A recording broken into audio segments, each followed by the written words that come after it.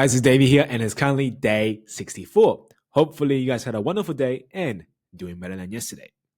Now, what I want to say today is how important it is to keep your word. As a man, as a boy, as a male, it is so important to keep our word because when we have nothing, guys, our word is perhaps the most important thing we possess. So to lose something like that is not something smart to do, right? So keep your word. If you can't, then simply promise less, right? If you can't keep your word, then promise less. Stop agreeing just to flatter people, right? Sometimes we agree with things to make the person feel special, to make the person feel important, or to make us look less as an incompetent person in the setting, right? But it is inevitably much worse if we promise someone and end up not going through with it. All right, that will only lose ourselves in the person's eye. All right, we'll lose all credibility by not moving forward with our promise. So stop agreeing just to flatter someone. It is not worth it if you cannot go through with your promise. Yes, things never turn out the way you had expected to. Maybe we did promise someone out of goodwill. Sincerely, we promised someone, but sometimes an urgent matter has occurred, like a car crash, a family dedication commitment, right? And we have to go to a certain thing and we have to tell the person, look, today I just can't do it. All right. Things never turn out the way it should be. And we can't predict everything in our life, right? But here's the thing, unpredicted urgent matters are forgiven, right? But what isn't is when you lie about it, right? So a lot of the times when people realize they got themselves into a sticky situation, right? Promise something or someone to do something, and they end up realizing that I actually don't want to do this.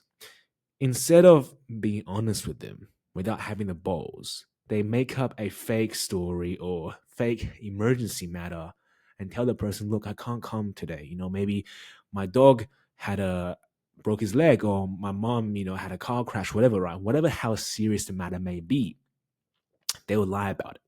And here's the thing. We do forgive if unpredicted matters do happen, but we do not forgive, and especially people do not forgive you if you lie about it. And here's the thing, if you're gonna lie about it, right, and you think you're gonna get away with it, that is so not true, right? People can sense your intentions, right? People can totally sense your intentions behind your word, right? And even if they don't, you will get caught up in your lie eventually. So rather be honest. Better to be honest than end up lying about why you couldn't follow through with your promise. Now, if you're okay to back out on your word, then be prepared that you should be okay when people back out on you. Because this goes both ways, guys. If you can't keep up with your word, people won't then keep up with their word. So don't start complaining about why this person, never showed up or this person's never here for me when you do exactly the same to someone else. Maybe not the same person, but just know the universe will come back at you. No matter if it's someone else, your best friend, a stranger. If you do something onto others, it will eventually come back onto you. Just realize that, okay? Now, the truth is, when you have nothing, your word is the most valuable thing you possess. So don't give people more reason to discredit you even further. Like I said in the beginning of the video, when we have nothing, guys, as a man, our word, it is the most valuable thing we can give to someone else. Whether that is to convey trust, whether that's to convey a meaning, convey our message, convey our purpose. Our word will be the fine line to persuade someone that to trust us, that we are special, that we can do this. But if you lose that trust, if you don't give your word and you don't actually move through with your word, then people have no other reason to trust you because you have nothing. People gave you a chance to prove yourself. And guess what you've done with it? You lied. You didn't show up to work. You failed the test. Whatever you did, you just never followed through with your word. So don't give people more reason to discredit you even further. And the best way to start is to own up to your word, show up on time for work, do the things that you said you're going to do, and make people wow at your trustworthiness and honesty. All right, honesty at this stage goes very far. So you may wonder, well, how can I avoid giving more promises than I could actually give, right? And here's the thing. A lot of the times we accept commitments in a social setting. And in a social setting, our guards are down. And with our guard, our logic is down too, right? So it kind of move into things without emotion a little bit. And that is okay because I am guilty of this. Like everyone, I'm sure most people are guilty of this because of lack of inexperience, right? So here's the thing. If you are eager to agree with things, if you find yourself to not really think before accepting a commitment, and especially if the commitment seems harmless on the surface, like simply saying, look, I'm going to attend to your basketball game, or look, I'll see you Friday night for lunch, something so harmless and incurious could make you just willingly give out your commitment. Now, here's the thing. No matter what commitment, your word is your word, right? No matter how serious it can be, at the end of the day, your word weighs the same in the other person's eyes, right? So to stop giving more promises than you can actually accept, first of all, just stop agreeing to every commitment people ask you to make, right? Just by doing that, you're going to cut off a lot of unnecessary things you have to move forward with. And majority of the time, those things you can never actually follow up with because you're too busy yourself with too many important things to do. All right. Take some time to think before you eagerly say yes, and then you find you regret it later, right? If somebody asks you to make a commitment, no matter what commitment it is, think to yourself, do I have time for this? Am I free on that day? Okay, so what am I going to lose from this? Could I be doing something better? Do I actually have time for this person? Think about weigh out all the positive and negative and think that if you actually can make this commitment, only then can you give a definite answer, yes or no. And look, if you can't, then just tell the person, look, I have to think about it. Telling them you have to think about it is better than saying a yes and regretting it later.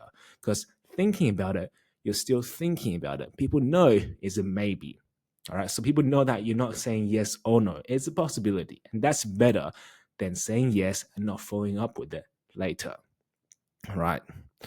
And here's the thing, guys, don't also feel guilty, all right, that you're obliged to agree with everyone just because they are your friend, right? And this is a lot of cases, right? You have a friend, your friend wants to hang out with you, etc. And just because he's your friend, you let yourself down. You say, all right, he's my friend. He's done this for me. He done this and that for me.